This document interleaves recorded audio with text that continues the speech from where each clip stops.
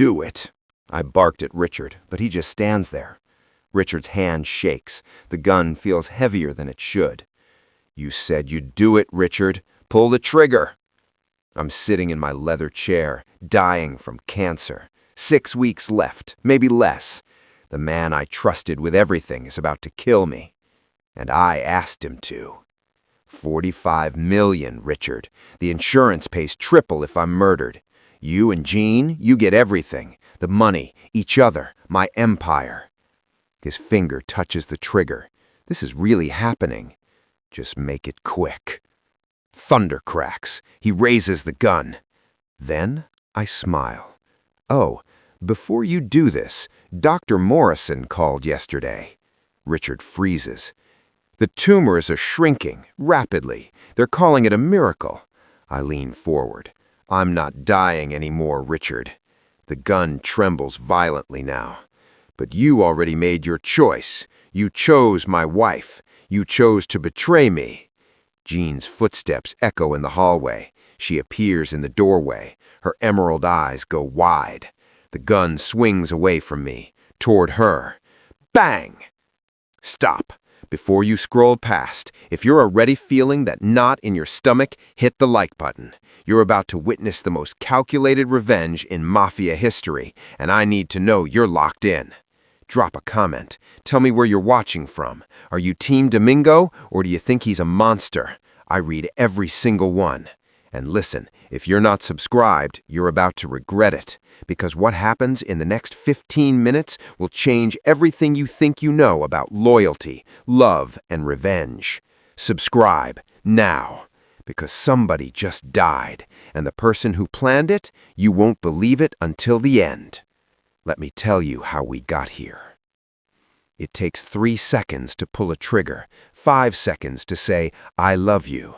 But loyalty can die in a heartbeat. My name is Domingo Steve. I built an empire from the streets of Chicago with nothing but ambition and a .45. I owned this city, the docks, the clubs, the politicians, every shipment that moves through the port, every envelope that crosses an alderman's desk, every high-stakes game in the back rooms of Rush Street. It all flows through me. I have a mansion in Lake Forest overlooking the water, 12,000 square feet of marble and mahogany. I have cars, respect, and fear in equal measure. And I have Jean. She wasn't supposed to be my wife. She was a cocktail waitress at my club on Rush Street, serving drinks to gangsters who undressed her with their eyes. But Jean had something different, grace mixed with fire, intellect hiding behind those emerald eyes. I married her 6 months later in a private ceremony in Las Vegas, with Richard standing beside me as my best man. Richard Torres had been with me since the beginning. We grew up together in the South Side, ran our first job together at 16, built this organization brick by bloody brick. He was my consigliere, my strategist, the only man I trusted with everything. The guy knew where all the bodies were buried, literally. For 5 years, everything was perfect. Business boomed. We expanded into Milwaukee and Detroit without spilling unnecessary blood. Jean transformed from a working girl into Chicago's most elegant mob wife. Designer dresses, charity galas, the whole performance. Richard ran operations flawlessly, anticipating problems before they became problems. We were a perfect trio. Business dinners at the mansion every Thursday, Richard at my right hand, Jean at my left, glasses of Macallan 25, discussions of territory and tribute, laughter echoing off the vaulted ceilings. Then, one Thursday night, I noticed the small things, the kind of things most men would miss. But I'm not most men. I'm Domingo Steve, and I notice everything. I watched Jean's hand brush Richard's as she passed him the wine, watched his eyes linger on her dress as she stood, watched them exchange a glance across the dinner table that lasted 1 second too long. Then came the other signs. Jean started wearing new perfume, not the Chanel No. 5 I bought her, but something cheaper, muskier, something a man would wear. She'd come home from shopping with her friend Lisa, but no bags, no receipts. Her phone face down at dinner, always. Richard changed too. He volunteered for late-night meetings that didn't require late nights, avoided my eyes when we spoke. His hand would touch his neck when he lied, a tale I'd known since we were 16.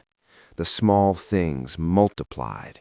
Jean's fingers lingering on Richard's arm during conversations, whispered exchanges that stopped when I entered rooms, laughter that died too quickly. I wanted to believe I was paranoid, that the stress was making me see ghosts, but I'm Domingo Steve. I don't do denial.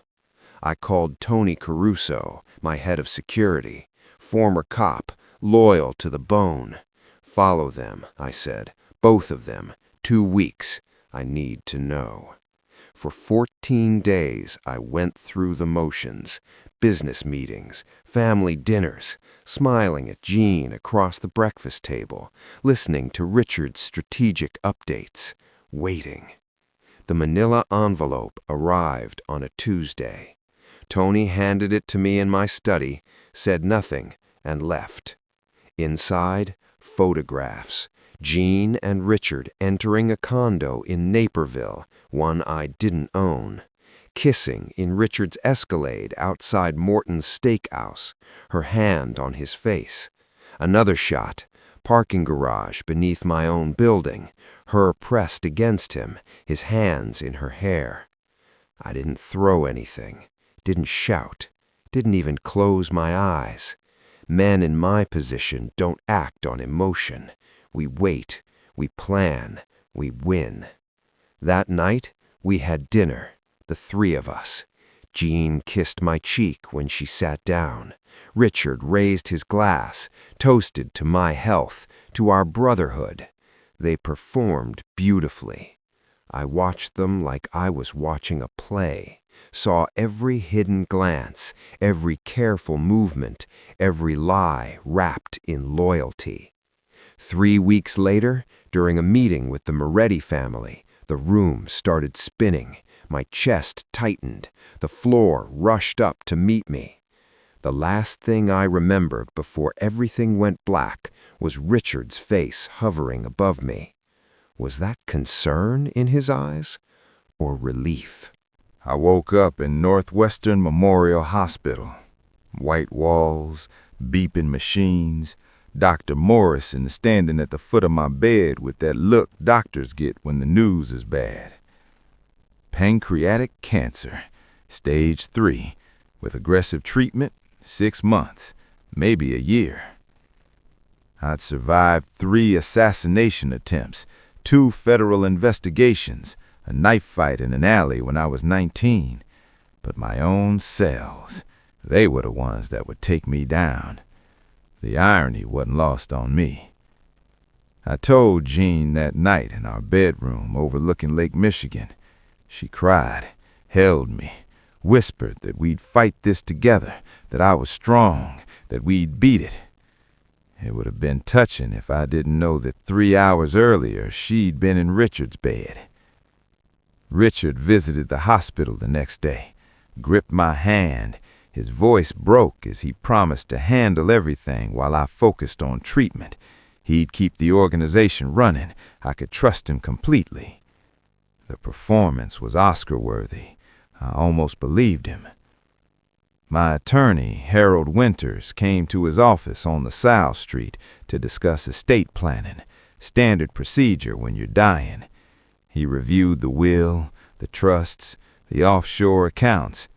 Then he mentioned the life insurance policy. $15 million for natural death, Harold said, adjusting his glasses. But there's a triple indemnity clause, standard for men in your position. If you're murdered, it pays $45 million, tax-free. The policy was designed to protect my family if rivals took me out. Now it represented something else entirely. Chemotherapy started at Rush University Medical Center. It ravaged me. I lost 40 pounds, my hair, my strength. I became a ghost of Domingo Steve. Jean would visit, sitting beside my hospital bed, her hand finding Richard's when they thought I was sleeping. I'd watch through half-closed eyes as they touched, as they exchanged looks full of future plans. Richard took over more operations, positioned himself as my successor in meetings I was too weak to attend. The organization was already his. They just needed me to die to make it official. They were waiting for me to die. But while they waited, I planned. After 4 months of treatment, after watching them play their roles, after losing everything but my mind, I made a decision. It was a Tuesday night. Rain hammered against the windows. I sent separate texts to Jean and Richard. Come to the house tonight, 9 p.m. Come alone. It's time we talked about the future. I sent the staff home. Then I waited in my study, the room where I'd ordered executions, negotiated treaties, built my kingdom. Tonight, I would reclaim it. The study was dark, except for a single lamp. Rain hammered the windows. Thunder rolled across Lake Michigan. Jean arrived at 9 p.m., nervous, asking about my health, my strength. I made small talk, offered her wine. She took it with shaking hands. Richard arrived at 9:20, maintaining the illusion of separate arrivals. His greeting was careful, almost warm. "Sit down," I said calmly, "both of you." They sat far apart, confused. "I know." The word hung in the air like smoke. Jean's face went white. Richard's hand moved instinctively toward his hip, old habits. About Naperville, about the Escalade, about everything. Silence. Jean opened her mouth. I raised my hand. Richard's eyes were already calculating exits, angles, survival. My calm unnerved them more than rage ever could. "The cancer's worse," I said. "Dr. Morrison says I have maybe 6 weeks." Jean's guilt flickered across her face. Richard's jaw tightened. I pulled out the insurance documents, slid them across the desk. $15 million for natural death, I said. $45 million if I'm murdered. Triple indemnity. I let that sink in. "So here's what's gonna happen. You're gonna kill me. Tonight." Shock, disbelief. Make it look like a home invasion. You walk away with $45 million and each other. I walk away from this pain. "You're insane," Richard whispered. "I'm dying anyway. This way, Jean's taken care of. This way, my death means something." I laid out the plan. Richard stages the break-in, uses the untraceable gun from my safe, used in a job 5 years ago, shoots me, ransacks the study, flees. Jean calls 911, plays the grieving widow. Richard's strategic mind engaged. Alibis, timeline, evidence. Jean was crying, not from grief, from the twisted temptation of freedom and $45 million. "I'll give you an hour," I said. "Come back with your answer." They left together. I opened the safe, prepared the gun. What I didn't tell them, the gun had 1 bullet, and it wasn't meant for me. Through the window, I watched their silhouettes in Richard's car, heads close together, making the decision that would seal their fate. When they came back inside an hour later, Richard's jaw was set with determination. Jean's eyes were red but dry. "We'll do it," Richard said, "but not tonight. We need time to set it up properly, make it pair-tight." I smiled. "Of course. How about Friday, midnight? That gives you 3 days. 3 days for them to plan my murder. 3 days for me to perfect their destruction." 3 days. I worked with Tony Caruso in secret. We planted evidence in Richard's Naperville condo, photos of Jean, text messages, financial records showing withdrawals I'd fabricated to look like embezzlement. Tony installed surveillance in the study, cameras, audio, everything. Harold Winters mapped out the legal strategy, self-defense, tragic discovery of betrayal, crime of passion by the lieutenant, not the boss. I pretended to be weaker than I was, stumbling, needing help to stand, building the narrative. Richard was planning the perfect murder. I knew because Tony followed him, secret meetings with Jean in hotel parking lots, discussions of alibis, timing, the story they'd tell police. But Tony also saw Richard's hesitation, his hand shaking when he held Jean, the way he'd stare at nothing, wrestling with guilt. Jean was conflicted too. She'd meet Richard, plan their future over wine and dim restaurants, talk about traveling to Europe with the insurance money. Then she'd come home and care for me, and the guilt would crack her composure. "He's dying anyway," she told Richard once, captured on Tony's recording. "He wants this. 45 million, baby. We can start over." Wednesday, Richard scouted the house while I was at a doctor's appointment. Thursday, Jean withdrew emotionally, stopped touching me, prepared herself psychologically. Thursday night, I played my final card, an honest conversation about accepting death. "I'm glad you'll be taken care of," I told her, holding her hand. "That's all that matters to me." Her tears were real. The conflict was eating her alive. Friday morning, I had my actual doctor appointment. Dr. Morrison walked in with a smile. "The scans show something remarkable, Domingo. Spontaneous remission. The tumors are shrinking rapidly. You're going to live." I kept my face neutral. "Doctor, I need you to keep this quiet. Just a week. I want to surprise my family with the good news."